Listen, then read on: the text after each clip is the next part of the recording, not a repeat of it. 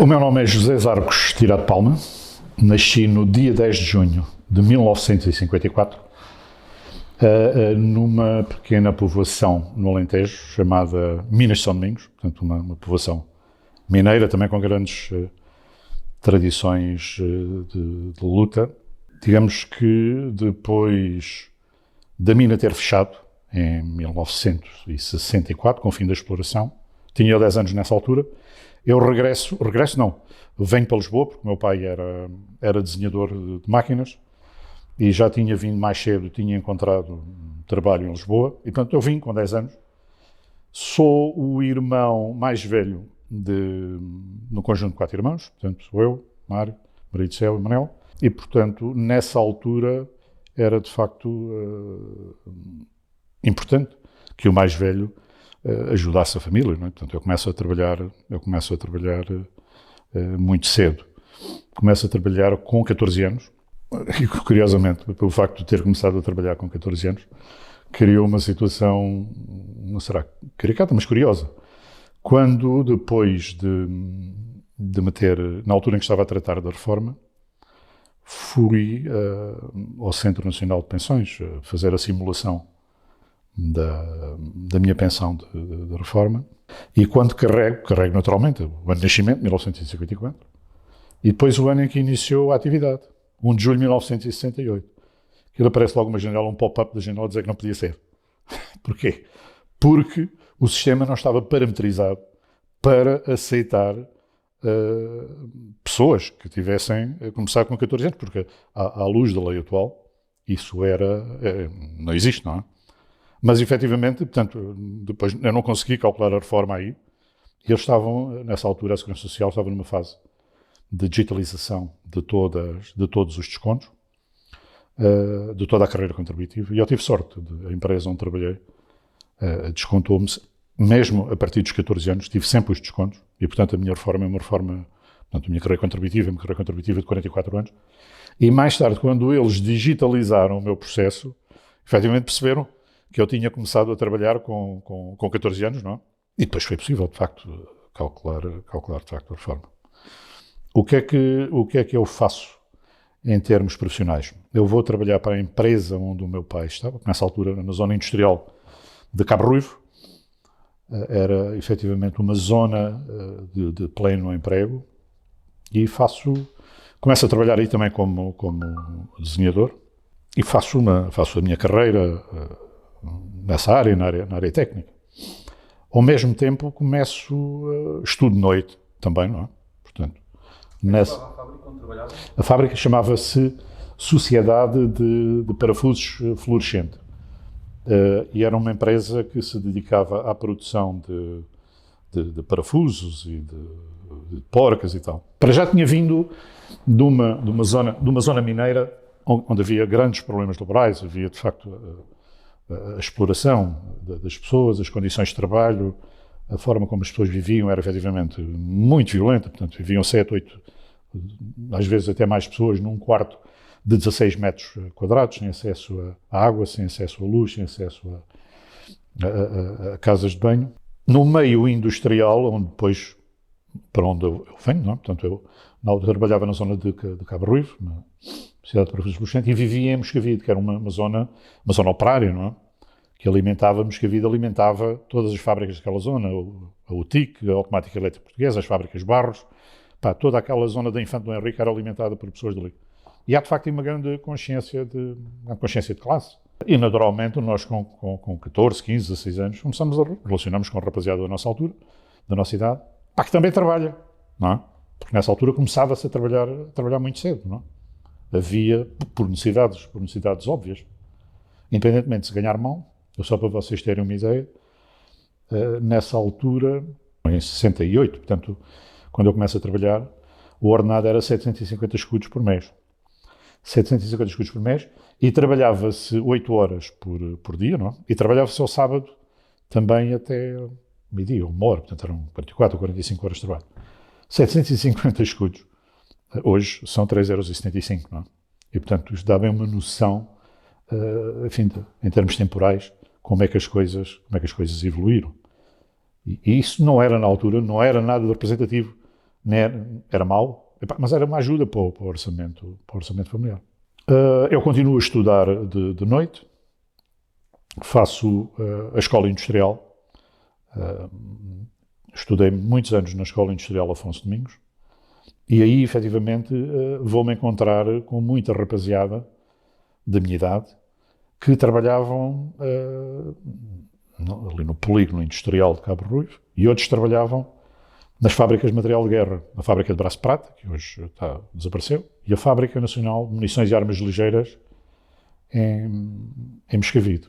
Portanto, isso era a rapaziada que tinha, de facto, uma consciência de classe e que percebia o que é que estava a passar em termos das guerras coloniais. Não? Eu faço depois, acabo o curso industrial, passo pelo Instituto Industrial, ali em Chelas, não concluí, e acabo por, a minha carreira profissional depois acaba por se desenvolver. Eu recebi um convite de uma multinacional para ir trabalhar para... Isso é já um pouco mais tarde. Mas se nos inscrevermos agora ao período até à prisão, depois podemos falar um pouco mais, digamos, nas épocas mais recentes. É nessa altura que, na Escola Industrial, em que eu conheço, de facto, pessoas que vão ser presas comigo, não? E que são já pessoas que estão filiadas já, na altura chamava-se controleiros, não?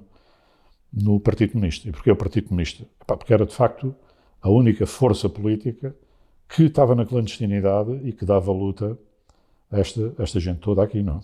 Portanto, os do PS e outras forças tinham fugido e tratavam as coisas todas à distância, mas, de facto, no terreno, era o Partido Comunista. E, portanto, esta foi a força que, de facto, moveu tudo na altura, quer se goste, quer não se goste. Eu sou abordado por um dos controleiros, o Luís Paes de Figueiredo. Nós vamos encontrar-nos à noite para jogar xadrez no Centro Social e Paroquial de Moscavide. Era de facto a Igreja também teve o seu papel em todo este processo e havia sítios, e principalmente as pessoas que estavam à frente desse centro eram pessoas, de facto, com uma visão correta do mundo e que não fomentavam diretamente, mas também fechavam os olhos às reuniões que nós fazíamos lá. E, portanto, eles sabiam quando havia um grupinho que estava a jogar xadrez ali no canto da sala, sabiam que havia ali qualquer coisa. E o Luís Paes de Figueiredo aborda-me e a partir de determinada altura, depois de muitas conversas, ele diz-me que, naturalmente, as conversas começam por escutar o que é que nós sentíamos relativamente a tudo o que se estava a passar, quer a nível social, quer a nível da repressão. E eu, na altura, como acho que qualquer pessoa, qualquer jovem com 18 anos em que a perspectiva é no mês a seguir bater com o corpo numa das colónias, e inclusivamente houve um fator também muito marcante, foi o facto de um dos nossos amigos, um pouco mais velho, amigos, uma pessoa conhecida, não era propriamente um amigo daqueles com quem nos dessemos todos os dias. Foi morto, morreu na Guiné. E isso, uma pessoa que tem 18 anos e sente que a perspectiva de vida é pegarem dentro de um barco e ir lutar por uma bandeira que não é nossa e defender interesses que não são os nossos, porque a perspectiva que uma pessoa tem nessa altura é fazer a vida dele, casar, ter filhos, como qualquer pessoa normal em qualquer parte do mundo, não é propriamente andar a guerrear e andar aos tiros, não. E, portanto, isso desenvolveu digamos, um sentimento de antissituacionismo que, se já existia de uma forma latente, ali era passar de facto aos atos e fazer qualquer coisa, intervir, por muito modesto que fosse. Na altura,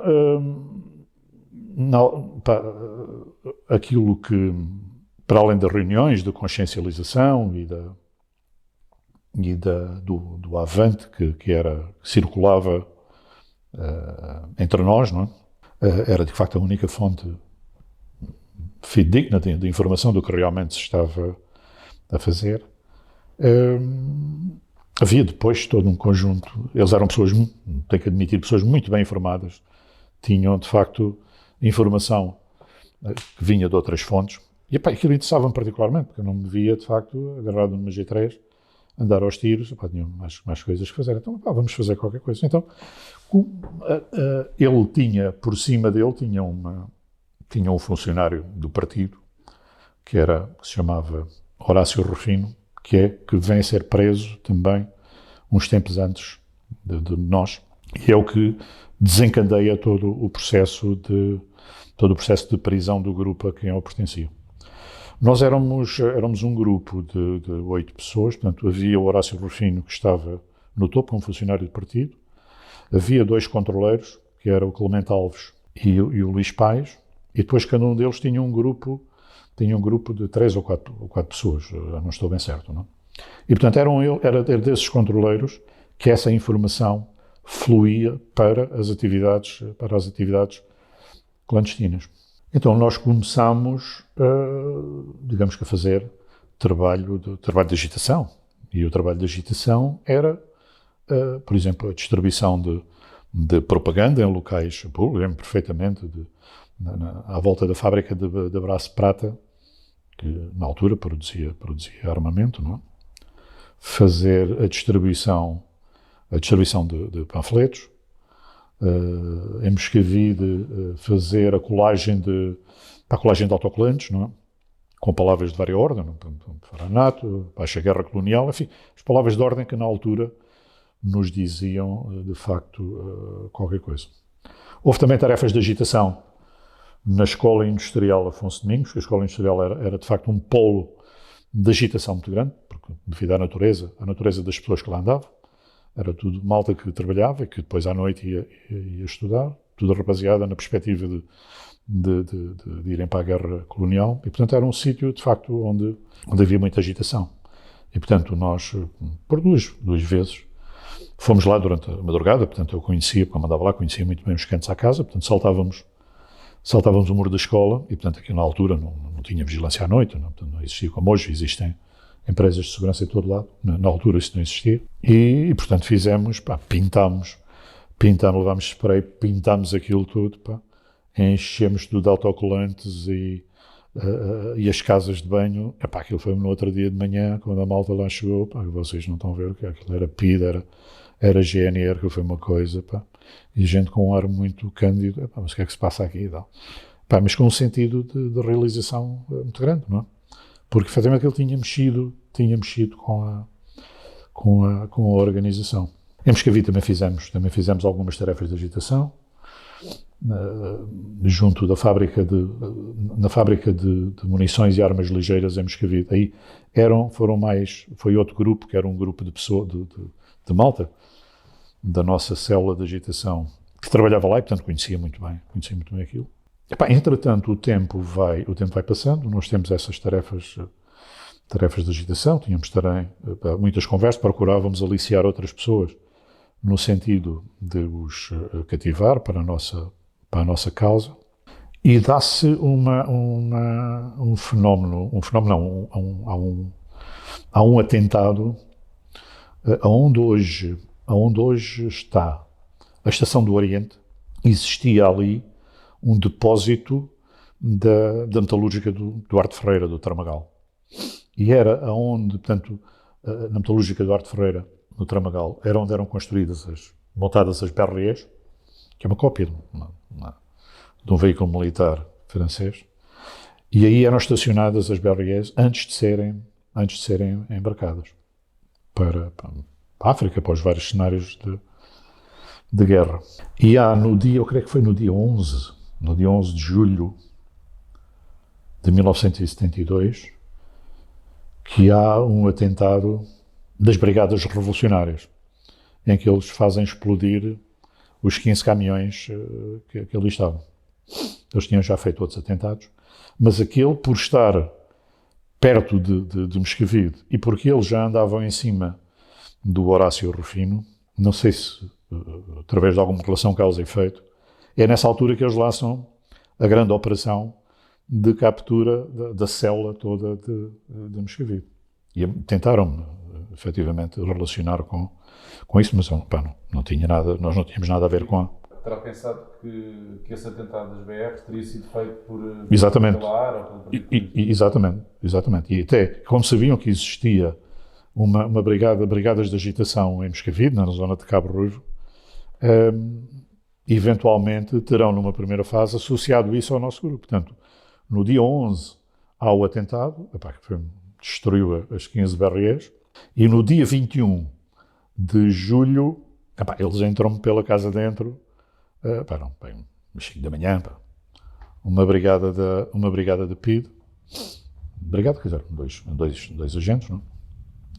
E que, com mandato de captura, e revoltam a casa toda, você pode imaginar, porque é uns pais abrirem a porta, uns gajos de PID, e revoltarem-lhe a casa toda.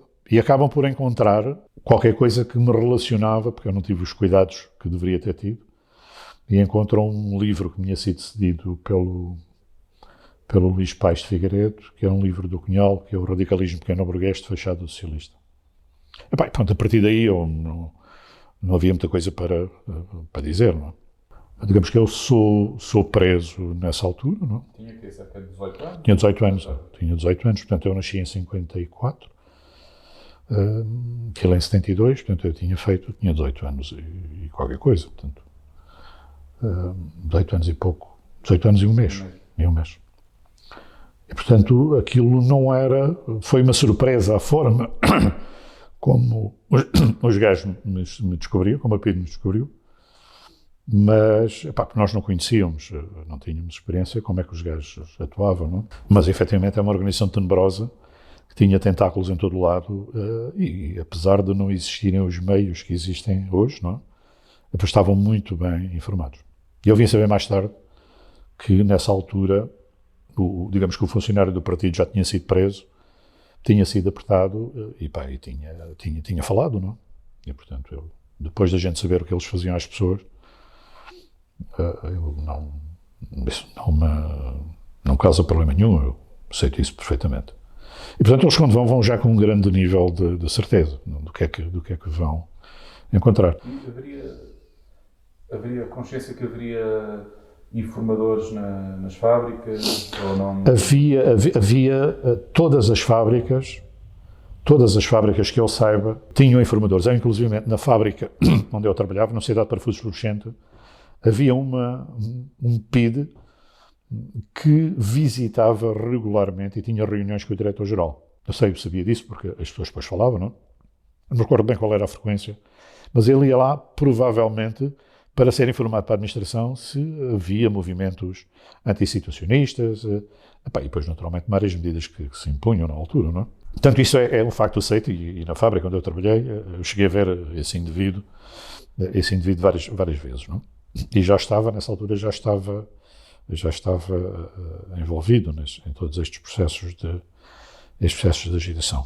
Portanto, voltando um pouco agora à parte da prisão, portanto, eu sou preso e sou levado para Caxias, para o Reduto Norte, e portanto é um choque, uma coisa,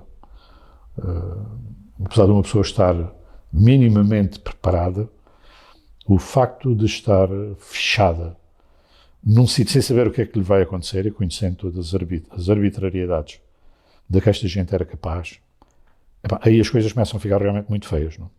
Eu sou despojado de tudo o que levava, portanto, objetos mais pessoais, fico unicamente com a roupa que tenho vestida e sou atirado para uma cela, como há bocado eu vos estava a demonstrar, uma cela que tem 4 passos por 3 e, portanto, tinha uma cama, tinha uma casa de banho. Em termos das condições, eu devo dizer que não era nada disto que está aqui nos curros. As condições eram comparativamente muito melhores.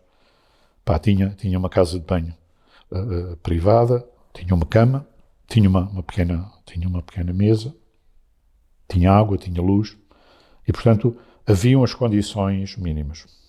Vistas não tinha uma janela com umas grades do tamanho de um pulso, não é? Em que, digamos que em permanência, a única coisa que eu via, portanto, era um muro e, sensivelmente, a meio da janela, via as botas de um GNR passar na sua ronda com com uma metralhadora, não era G3 na altura, uma outra metralhadora mais pequena, para a frente, para trás, para a frente, para trás, para a frente, para trás. E, portanto, o cavalheiro levava o tempo naquilo, e eu, era a única vista que tinha uma nesga de céu e tal. E, portanto, tudo aquilo começa depois a pressionar psicologicamente uma pessoa. Eu não me recordo exatamente quando é que foi feito o primeiro interrogatório, eu não tenho essas datas fixas, mas isso está tudo no meu processo. Mas eu sei que eu levo ali 1 ou 2 dias à espera, digamos, que alguém venha falar comigo. Entretanto, fiz todo aquele processo de admissão, as fotografias, as impressões digitais. E há um dia, os gajos vêm-me pescar, estava a dormir muito bem, vêm-me pescar às 3 ou 4 da manhã. E apanham uma pessoa realmente fraco, não é? Não se está preparado para aquilo. Então vamos para o interrogatório. Naturalmente, a primeira tentativa que uma pessoa faz é de negar aquilo tudo. Okay? Então, interrogatório em Caxias? Em Caxias. Portanto, eles tinham a zona das celas, no Reduto Norte, e depois tinham uma zona administrativa onde eram feitos, no meu caso, não falo no meu caso, onde eram feitos os interrogatórios. Era uma sala normal, com uma secretária, portanto. O Pito começa-me a fazer perguntas, o que é que você fez, fala mal das suas atividades, mas começa a negar que não tem atividades nenhumas, que o livro que eles encontraram que foi um acidente e tal. E ele depois dizia, então, deixe estar aí de pé quando quiser falar, diga qualquer coisa, depois eu deixo-o sentar. Não sei, ele veio ali. Não sei quantas horas, sei que passei lá à noite, de pé. Depois saía um PID, depois vinha outro, depois vinha um que era o PID mau, depois vinha o PID bom. Para você é melhor falar, porque senão a gente trata mal e não sei o quê. E depois vinha o outro, porque houve um que me pregou uns partes de talos. Mas eu aguentei-me, tenho que admitir que não sofri a tortura do sono, naturalmente, e ainda por cima estar de pé, não? E a partir do segundo dia eu começo a ir abaixo, como é óbvio, não? Tenho que admitir que me deixaram ir à casa de banho uma vez durante esse período. E a partir de determinada altura eu começo a perceber que eles sabiam mais do que eu pensava, não? E portanto já tinha havido o tal funcionário, já tinha falado, portanto, depois os controleiros falaram também, e portanto eles começaram a falar de factos que era suposto dizer, não? Todas essas atividades que eu lhe descrevi. Você fez isto, você fez aquilo, no dia tal, esteve no sítio tal, porque é que você está com isso? Você está a negar. A pessoa começa, de facto, já está fraco, não é? Está cansado. Mas estes gajos têm tantas evidências, já sabem mais de mim quase do que eu já nesta situação. E depois quebrei, não é? Quebrei, porque ainda há no meio de toda esta infelicidade, acaba por existir também um bocado de bom senso. Eu disse, estás-te para aqui a martirizar, mas eles já sabem tudo acerca de ti. Portanto, é melhor pôr um ponto final nisto, porque isto pode trazer danos gravíssimos, não é? E eu disse, ok, então estou disponível para falar. Então os gajos depois deram-me um bocado de papel e eu acabei por assinar, por escrever aquilo que tinha feito. Mas isso depois já fiz depois na cela. Eu disse, ok, então a gente leva para a cela e você der-me um papel e uma caneta, e eu acabei por confirmar aquilo, tudo que eles já constava dos processos. Ao fim de 2, 3 dias de... Não, eu fui interrogado pelo menos 3 vezes, se a memória não me falha. Mas efetivamente foi a partir do último interrogatório, que eu começo de facto a perceber que eles sabiam já muita coisa. Os outros tinham-me negado. Quando eles começam, de facto, a falar de uma série de factos que só eu é que era suposto saber, e mais os controleiros, eu caio na real e percebo que eles já sabem mais do que eu, não é? Foi ao fim do terceiro interrogatório. Eu nos primeiros recusei-me a falar, exatamente. Recusei-me a falar, Eles tentaram-me amolecer, deram umas lampadas, depois mandaram para a cela outra vez, exatamente. E no último é que foi efetivamente mais violento, e é nessa altura que depois, digamos, eu acabo por ceder, porque uma pessoa deitava assim, nunca sabia a que horas é que ia ser acordada para ir ser levado para o interrogatório. Isso produz um desgaste que é uma coisa, só uma pessoa que passa por uma coisa dessas é que pode imaginar. Portanto, uma pessoa está sozinha na cela, não tem, tanto não deixaram entrar nada na cela, como é óbvio, portanto não há livros, não há jornais, o gajo está perfeitamente isolado do mundo, está perfeitamente nas mãos daqueles birros, não é? E tudo isso acaba por ir quebrando as fraquezas de uma pessoa, porque todos nós temos um instinto de sobrevivência que é intrínseco ao ser humano. E quando uma pessoa começa a perceber que, efetivamente, se está a pôr numa situação perigosa, há outros valores que acabam por se sobrepor, não é? E no caso concreto, voltando um pouco às evidências que eles tinham acerca da minha atividade, eu achei que era a altura de parar, não fazia mais sentido nenhum, depois de tudo o que eles sabiam, continuar com aquilo, não é? Portanto, eu volto à cela, acabo por escrever uma declaração com as atividades que tinha tido, e, portanto, eles depois, a partir daí, deixam de me chatear.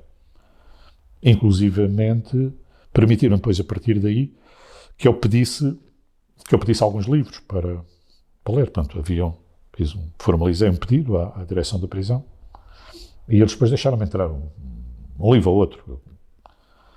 Paralelamente a isso, havia de facto depois outros aspectos muito, muito curiosos, que era, nós quando estávamos em isolamento, tínhamos direito a um recreio de 1 hora, mas o recreio era, digamos que era uma zona, a pessoa apanhava um bocado de sol, de ar, não é? Era uma sala, talvez metade, talvez ali desde aquele banco até aqui, com umas paredes mais altas do que isto. Em cima andava um GNR, também de um lado e para o outro. E era uma zona onde, curiosamente, circulava o Avante. Havia pessoas que estavam, companheiros de luta, que estavam presos também, e que estavam no recreio, era na mesma altura para todos, não é? E então, imagino que eu estou aqui neste recreio, está outro companheiro naquele lado, e então o GNR vai, porque aquilo eram várias zonas de recreio, não é? Nós não nos víamos uns aos outros, porque os muros tinham 4, 5 metros de altura. Então, quando o GNR ia para a outra ponta, se alguém ali do lado tinha um Avante ou qualquer coisa para ler, o gajo batia, e vem qualquer coisa. Uma pessoa dava um toque também, e então eles mandavam um jornal. E então o jornal o que era? O Avante era uma brochura pequenina, escrita, acho que se chamava papel de arroz, escrito à mão, com as histórias, não, com o que é que se ia passando, o que é que estava a passar no país, em termos de guerra colonial, em termos de luta estudantil, tudo isso. Portanto, aquilo era lido, eram 3 ou 4 folhas, era uma coisa relativamente pequena, como não poderia deixar de ser. E tinha outra vantagem, se houvesse uma pessoa fosse apanhado, a pessoa podia comer o jornal, de modo que vocês não têm nenhum exemplar desses. Era uma coisa de facto fantástica. Depois dobrava-se tudo, ficava uma coisa muito pequenina. E depois uma pessoa levava aquilo para a cela, lia, não é? E depois no outro dia, quando ia ao recreio, acabava depois por atirar aquilo para o outro lado, não sabia quem é que lá estava, até podia ser uma pessoa um PID ou alguém da GNR, mas havia sempre esse risco. Mas efetivamente, dentro da prisão, em pleno isolamento, a informação funcionava, a informação passava, não é? Havia também outras formas de comunicação. Eu nunca soube quem é que esteve preso comigo, mas nós comunicávamos com toques na parede. Portanto, com a pessoa que estava na cela, era tanto o A era um toque, B 2 toques, C 3 toques, está a ver para escrever uma frase, o que é que aquilo o tempo levava. Mas eu também não tinha mais nada que fazer. E então comunicava algumas vezes com as pessoas assim. E uma vez houve uma tentativa até eu depois pedi um jogo de xadrez, deixaram-me entrar a um jogo de xadrez e fiz umas tentativas ainda de jogar xadrez com o companheiro estava ao lado, mas ele não sabia jogar xadrez. Há para os movimentos no xadrez há uns codos, peão 4 rei e depois dama, conforme o nome da peça e a posição no tabuleiro. Mas acabou por não funcionar porque o companheiro não sabia jogar xadrez. E depois surgem os dados. Eu lembrei, se calhar experimentar fazer aqui um jogo de dados com pão, a ver o que é que dá. E fui amassando aquilo e amassando o pão e tal. Depois, à medida que aquilo depois ganhou a consistência, consegui depois talhar, ficar com aquela forma que vocês viram aí. Então, entretive-me a jogar os dados, fazer ali um jogo de dados, e foi de facto, dava para passar as horas. O importante era, quando uma pessoa está em isolamento, é ter a cabeça ocupada com qualquer coisa, por muito idiota que sejam as coisas que uma pessoa está a fazer. Portanto, uma das formas de eu me cansar para conseguir descansar o mínimo era, de facto, andar muito. Portanto, eu fazia, ainda antes de inventarem o jogo em as caminhadas, eu fiz muitas caminhadas no isolamento. E era 4 passos para um lado, 3 para o outro, 4 para cá, 3 para o outro. Uma pessoa, ao fim de horas, está cansado. A pessoa cai na cama, está arrasado e acaba por conseguir dormir alguma coisa. Sobre o isolamento, a partir do momento, voltando um pouco atrás, a partir do momento em que eles têm toda a informação e acabam de instaurar o processo, transferem-me depois, acho que foi em setembro, foi alguns em setembro, julho, agosto de setembro, eles transferem-me para uma sala que é, acho que era a sala 6, que é onde está aquele manuscrito com as letras das músicas do Zé Afonso. E aí era uma sala completamente diferente, porque já estavam outras pessoas na sala, estavam inclusivamente 3, portanto estava o Oscar, estava o Jorge, 3, éramos 5 ou 6 nessa sala, de pessoas a quem já tinham sido instaurados os processos e que estavam à espera de julgamento. E, inclusivamente, estava lá, além das pessoas que faziam parte da célula de agitação, onde eu fiz parte, estava também um velho combatente de Grândola, nome Palma também, curiosamente o último nome, e era um homem que tinha pertencido à ARA, era uma pessoa com muito nível, um velho combatente, e que nos contava as suas peripécias e tal, nos ensinou-nos a fazer bombas de relógio, aquelas coisas, que a gente saímos de lá com a escola toda, se efetivamente a luta fosse para continuar, quer dizer, já não era agitação, a seguir era já bombas de relógio e coquetéis de Molotov, porque ele deu-nos as receitas todas. Foi de facto, era uma pessoa de facto com muito nível, uma pessoa muito engraçada, não? E é na altura da Primavera Marcelista que há uma grande abertura, não é? Portanto, eles sabiam da nossa parte, tinham os processos instaurados, e deixam-nos entrar livros, deixam-nos entrar, inclusivamente, por muito estranho que pareça, os álbuns do Manuel Freire, o Cantigas do Maio do Zé Afonso, o Traz Outro Amigo também, e uns giradiscos daqueles portáteis e tal, que a gente ouvia aquilo com alguma contenção, não é? Não era propriamente fazer nenhuma rave, mas só ouvíamos aquilo, e levamos nisto até neste processo. Aí nessa altura os gajos já não nos chateavam, estavam a tratar do tribunal e daqueles tribunais plenários da boa hora. E depois chega, entretanto, quando eu estou voltando um pouco atrás ao isolamento, nessa altura, só de muitos, um mês e tal depois de eu estar em isolamento, é que eles deixam os meus pais. Os meus pais não, a minha mãe nunca foi lá. A minha mãe não teve coragem para me ver. Então foi o meu pai e os meus irmãos deixaram-nos ir ver lá o prelatório. Você pode estar a ver o que é. Ver um pai através de um vidro, não é? Foi de facto muito chocante. E o meu pai sofreu muito com isso. Não é? Ele era já uma pessoa com problemas cardíacos e acho que isso deve ter contribuído também para agravar a doença dele, não é? Porque as pessoas nessa altura talvez ele não tinha essa consciência, estava mais preocupado em criar os filhos do que estar preocupado com políticas e a consciência, apesar de sentir que se calhar que eu estava a fazer qualquer coisa de bem para o futuro, ver um filho numa prisão sem saber o que é que lhe vai acontecer no dia a seguir, se é a última vez que o vai ver, é de facto muito gostoso. E hoje, quem tem filhos consegue-se colocar nos pés de um pai, colocar nos sapatos de um pai nessa altura, quando vai um parlatório, sabe que está perante uma organização criminosa, não é? que pode matar sem vir daí mal nenhum ao mundo. E, portanto, eu tive algumas visitas e depois, quando estávamos já em sala, depois da instauração dos processos, as visitas eram mais frequentes. Eles deixavam, inclusive, entrar comida, deixavam entrar livros, deixavam entrar roupa. Portanto, havia algum levantar da pressão, não é? Todo este processo depois acaba. Entretanto, os meus pais é solicitado testemunhas abonatórias, não é? E as testemunhas abonatórias não tinham qualquer efeito sobre as penas, era unicamente para cumprir uma formalidade jurídica. Entretanto, havia uma organização que era uma organização de apoio aos presos políticos que disponibilizava advogados gratuitamente para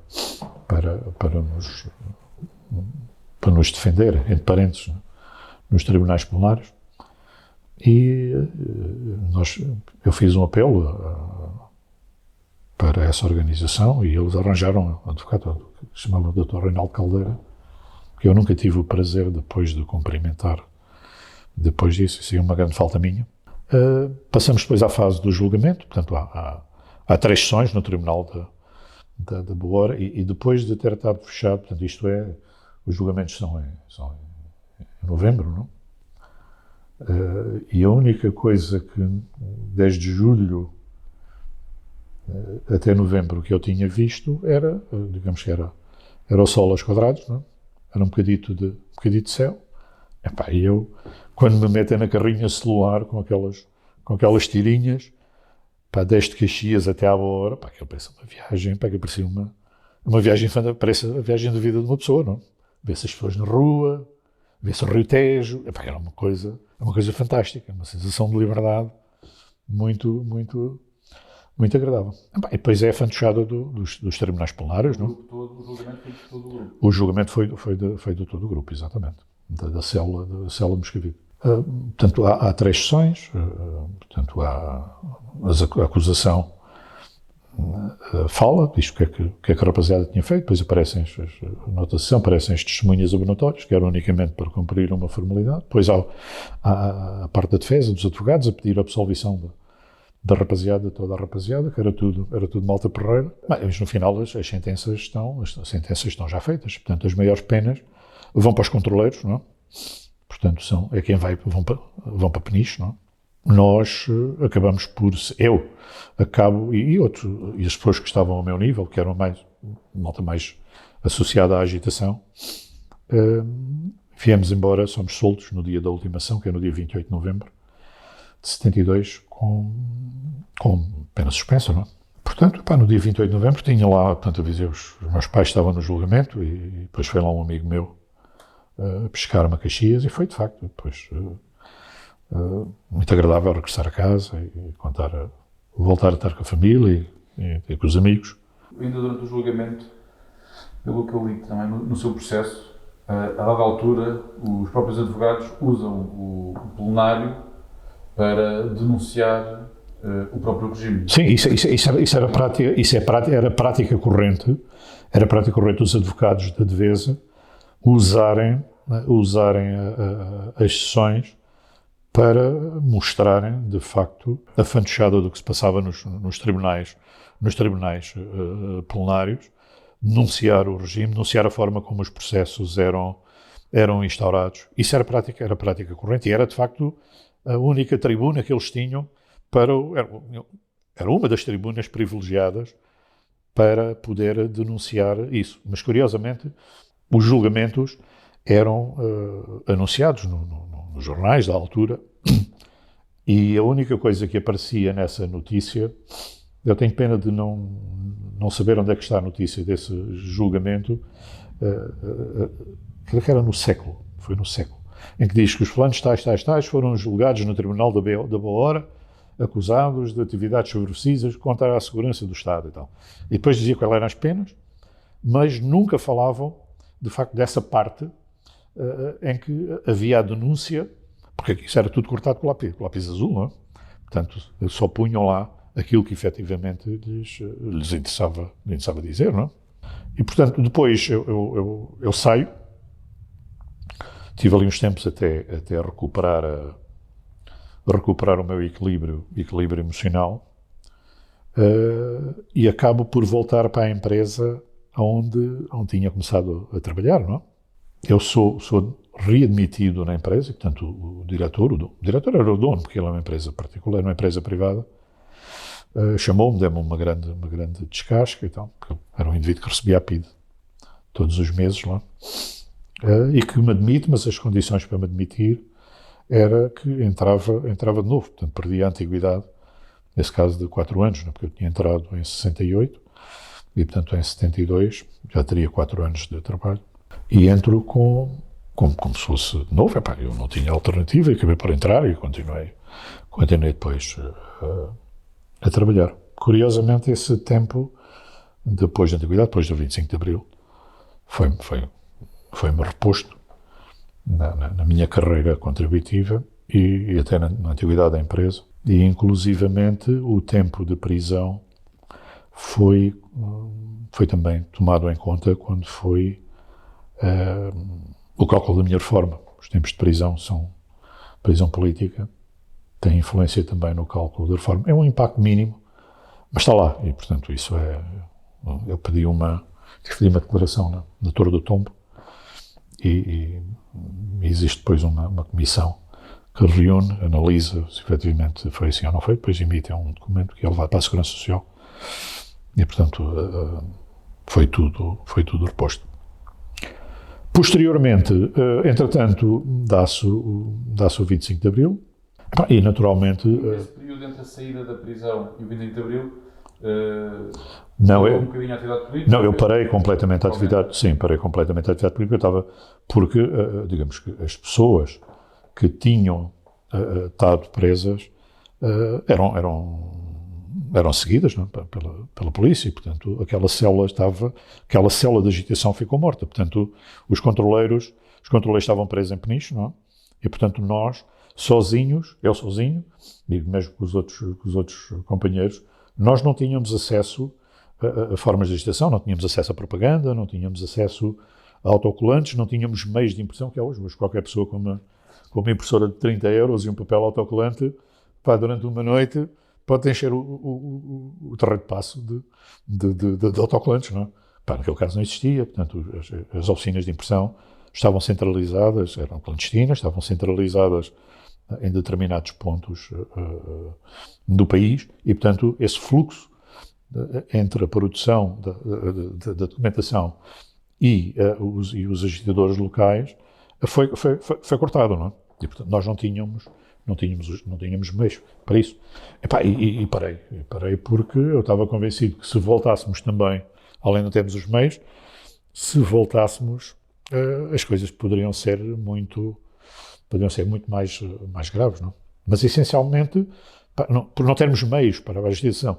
Portanto, a agitação continuámos a manifestar o nosso antissituacionismo com as pessoas com quem falávamos e que tínhamos alguma confiança, mas naturalmente de uma forma mais moderada e de acordo com as circunstâncias, não é, que se estavam a viver naquele momento. Não?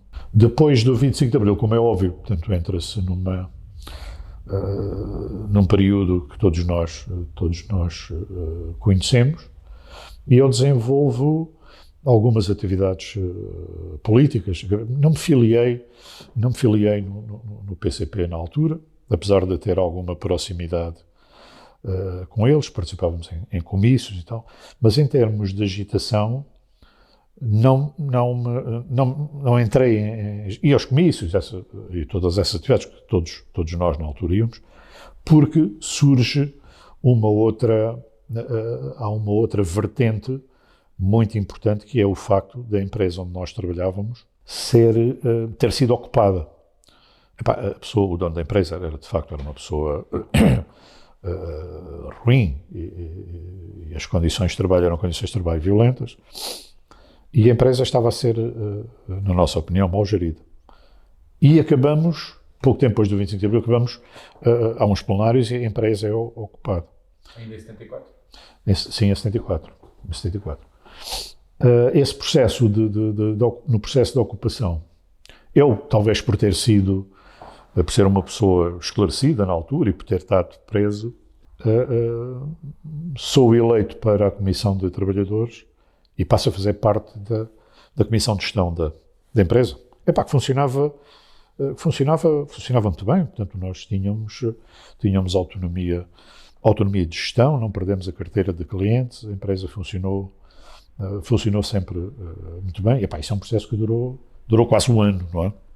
Todo o processo de gestão. E, portanto, isso ocupava-me, além das minhas atividades profissionais, eu na altura continuei como desenhador, mas aí já estávamos, a empresa começou a virar-se também numa tentativa de diversificar os clientes para o mercado externo, principalmente a fábrica da Renault, e, portanto, aquilo exigia também algum trabalho na área do projeto e desenvolvimento, do qual eu era responsável, e, portanto, no desenvolvimento de ferramentas e de concepção de novas peças e tal. E, portanto, eu tinha as tarefas da Comissão de Trabalhadores, de gestão da empresa, juntamente com a equipa, não? Que foi eleita para a altura, e tinha as minhas tarefas diárias. Portanto, isso não me deixava muito tempo, não me deixava tempo nenhum, aliás, para outras tarefas de agitação, não é? E, portanto, foi um período também muito engraçado, também um período muito rico, que depois acaba com a entrada de uma comissão de equipa de gestão do Banco de Fomento na altura, porque a empresa tinha-se endividado a fazer grandes projetos de investimento. E, de facto, aquilo não estava a funcionar como devia, e, portanto, o Banco de Fomento, como tinha lá muito capital enterrado, e, portanto, achou que era a altura de tomar conta da gestão da empresa, não? E, entretanto, depois acaba também aquele período do PREC, o período mais revolucionário, as coisas começam a entrar depois em alguma normalidade política. E esse processo voltando só um bocadinho atrás, esse Sim. processo de ocupação, portanto, os trabalhadores tomam conta da fábrica, saneiam a administração? Sim, a administração, exatamente, esqueci-me de falar. Sim, a administração é saneada, portanto, são enviados para casa. Tudo isso é depois legitimado no Ministério do Trabalho, não é? Portanto, é definida quem é a Comissão de Gestão, quais são o âmbito das responsabilidades. Portanto, nós tínhamos acesso a contas, fazíamos movimentos bancários, por toda a equipa que lá está, portanto, os operacionais mantiveram-se todos lá, portanto, a parte da tesouraria, a parte de finanças, toda a parte de vendas, portanto, aquilo continua tudo a funcionar, só que em vez de estar lá a outra equipa, e naturalmente, esse processo de ocupação pressupôs também uma equipa que vigiava as instalações dia e noite, portanto, havia turnos. Portanto, à noite estavam sempre uma equipa, nós chamávamos os piquetes de ocupação, não é? Que zelavam pela integridade da empresa. E, portanto, a ideia, nós nunca tínhamos consciência que aquilo era um bem importante para todos, era um património que, bem ou mal, estava ali, que representava uma forma de trabalho para muitas bocas, não é? Que precisavam de se alimentar. E, portanto, o património nunca foi desbaratinado, foi sempre tratado com os cuidados que lhe eram devidos. E a ocupação, o processo, depois no final acabamos. Houve algumas críticas positivas à forma como a ocupação tinha decorrido, porque os gajos do Banco de Fomento, depois, quando encontram a empresa tal como estava, não estava degradada, as instalações não estavam degradadas, portanto as contas estavam tudo em dia, não havia indícios de qualquer roubo.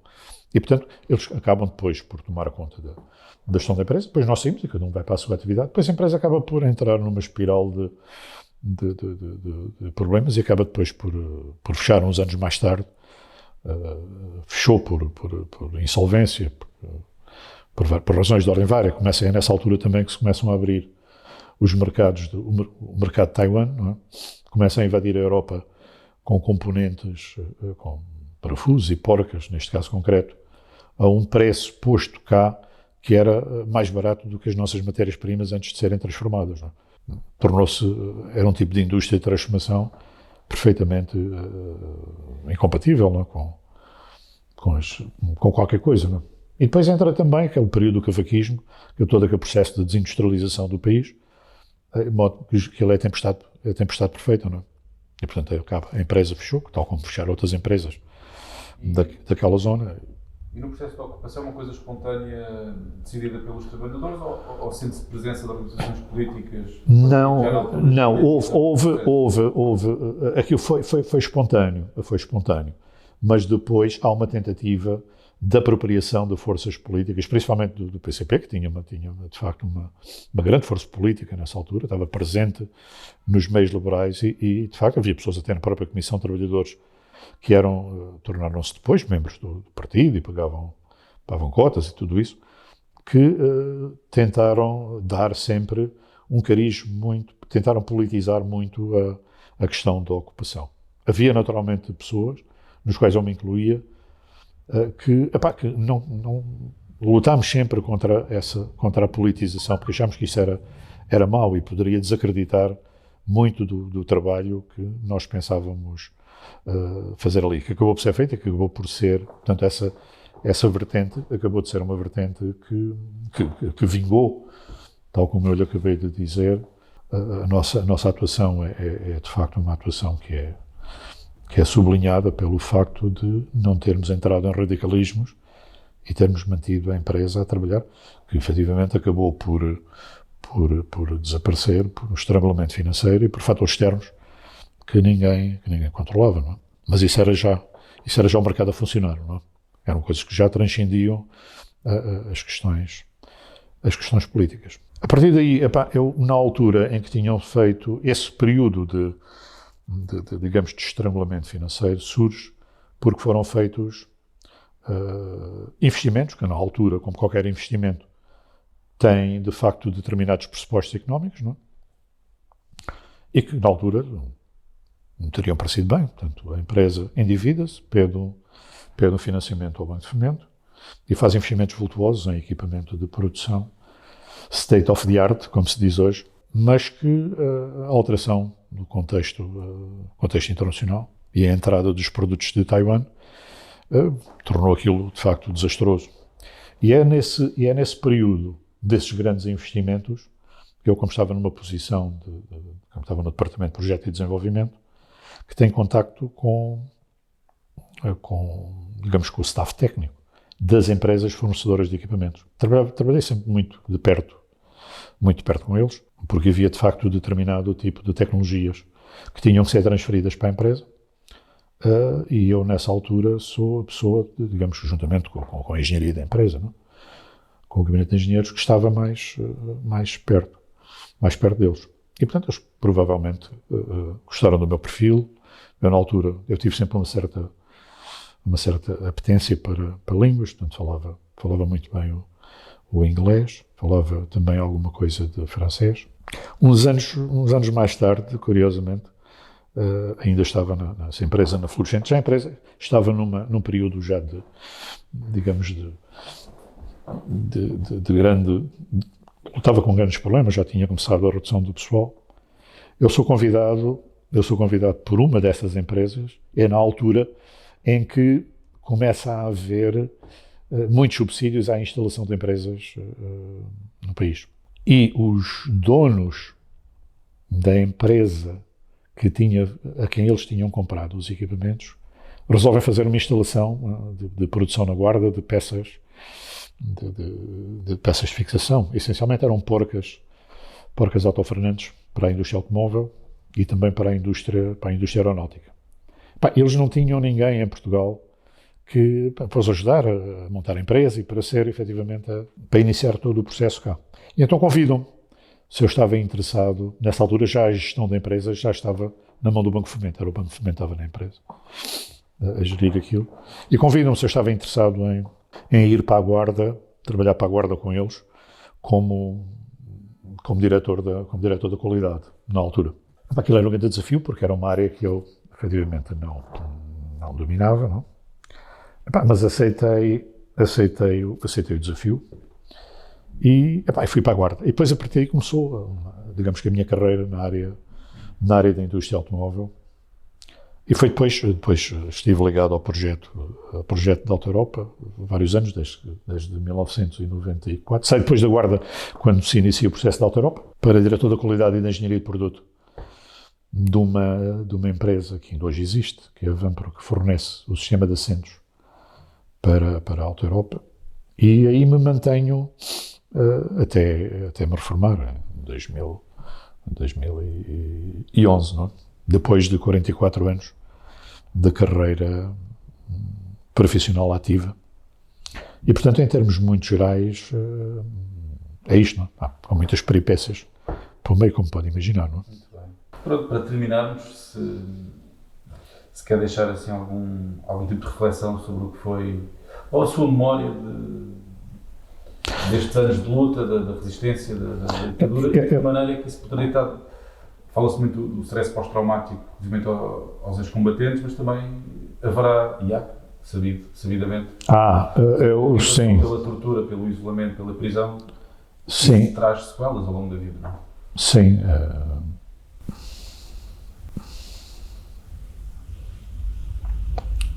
Digamos que é difícil hoje em dia a um jovem de 18 anos pôr-se nos sapatos de um jovem de 18 anos naquela altura. Digamos, o contexto histórico em que tudo isto se desenrolou é completamente diferente. Não é? E, portanto, um jovem de 18 anos, e não só, nessa altura, a perspectiva que tinha era começar a trabalhar cedo, ter a noção de que estava a ser roubado, porque grande parte dos jovens que trabalharam nessa altura as empresas pagavam mal e muitas não efetuavam os descontos para a Segurança Social. Eu tive essa sorte de trabalhar numa empresa e, portanto, tenho que lhe agradecer, porque isso foi, de facto, importante. Depois, na constituição da minha reforma, a perspectiva de uma guerra colonial ou a perspectiva de emigrar, não é? Porque houve amigos meus que agarraram na trouxa e, pura e simplesmente, desertaram, não? Eu só não o fiz porque era o filho mais velho. E os meus pais precisavam do meu parco salário para ajudar os meus irmãos, que estavam a estudar também, não é? A minha mãe trabalhava em casa, era costureira, tinha que fazer de mãe, tinha que fazer de costureira. O meu pai tinha 2 empregos, trabalhava durante o dia como desenhador e depois à noite ia fazer também como desenhador numa outra fábrica. Portanto, hoje em dia as coisas, criou-se um estado digamos que as pessoas só têm direitos, que não têm deveres, não é? Portanto, qualquer pessoa recebe o RSI, recebe um conjunto de subsídios que lhe permite ter, e muito bem, não é? Digamos que, tirando algumas exceções, que lhe permite ter um tipo, mesmo com dificuldades, ter acesso a uma qualidade de vida que era impensável nessa altura. Portanto, se uma pessoa não trabalhava, não comia. Não havia outras alternativas. Portanto, à volta de Moscavide e à volta dos grandes centros, existiam hortas, não é? Portanto, as pessoas era aí também que iam buscar algum complemento para as suas, para conseguirem viver, não é? Isto para nos situarmos em termos temporais. Agora, se me pergunta, se voltasse atrás, se fosse possível recuar no tempo, viajar no tempo, você fazia a mesma coisa? Eu fazia exatamente a mesma coisa. Isso eu não tenho dúvidas absolutamente nenhuma. Porque era o que era o que tinha que ser feito. E houve muita gente que sofreu muito mais do que eu, por outras circunstâncias, por outro nível de envolvimento, e portanto aí temos que lhe tirar o chapéu. E muitos deles faleceram na prisão, portanto temos que curvar perante a sua memória, não é? Agora, aquilo que efetivamente me desgosta, e que de facto eu lamento profundamente, é que toda uma geração de políticos e politiqueiros se tenham apropriado e capturado completamente esse espírito e tenham tornado a política e este país feudo deles, destes políticos, banqueiros. Eu não preciso nomear porque basta olhar para as páginas dos jornais. E isso é muito triste para quem teve preso, como eu, como outras pessoas, porque não foi para isso que as pessoas lutaram. Se me pergunta, e não foi para a política, não foi porque a política, hoje a noção que eu tenho da política é uma coisa suja. E, de facto, onde as pessoas, os políticos são todos, na realidade, são todos enlameados. Se eu tenho algum stress pós-traumático, tive durante algum tempo. Portanto, eu não falei durante muitos anos sobre este tema, não é? Inclusivamente, nunca tive estas conversas com os meus filhos. Eu não gosto é uma coisa que eu não gosto de falar. É a primeira vez que estou a contar esta história, não é? Já passaram 50 anos. E, sobretudo, tenho um sentimento de frustração de ver que a minha luta e a luta de centenas de pessoas que deram, inclusive, a vida por isto, foi perfeitamente prostituída por uma série de gente sem princípios e que hoje se passeia nos corredores do poder e que faz da política o seu modo de vida e em que as pessoas, portanto, o cidadão comum, é tratado da mesma forma que era tratado por regime de antes do 25 de Abril. Só que agora temos outras vantagens, temos a liberdade, podemos dizer o que queremos, não nos acontece mal por isso, temos o Facebook, temos o Twitter, temos o Messages, temos todas essas ferramentas de comunicação e de alienação.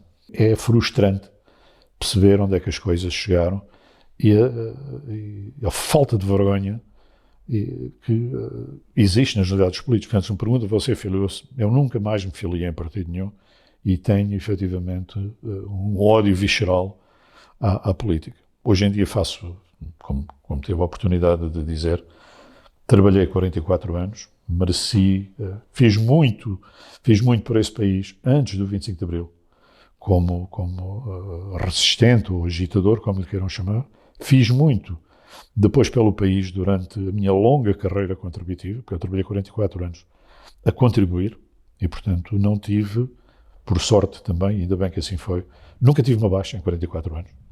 Mudei de emprego várias vezes. E, portanto, é a minha forma de contribuição. Portanto, eu quando vou para a reforma, tenho uma reforma porque a mereci. Não devo nada a ninguém. E olho para o lado e vejo, como tive a oportunidade de lhe dizer, vejo que os políticos fizeram este país. Nós somos um país, somos um paraíso à beira-mar, com todas as pessoas que nos visitam e que cá vivem, reconhecem, mas somos muito maltratados por uma cáfila de pessoas que capturaram a política e capturaram o poder. E é isso que efetivamente me desgosta e que me sinto frustrado por ter contribuído de alguma forma para ter acelerado esta situação.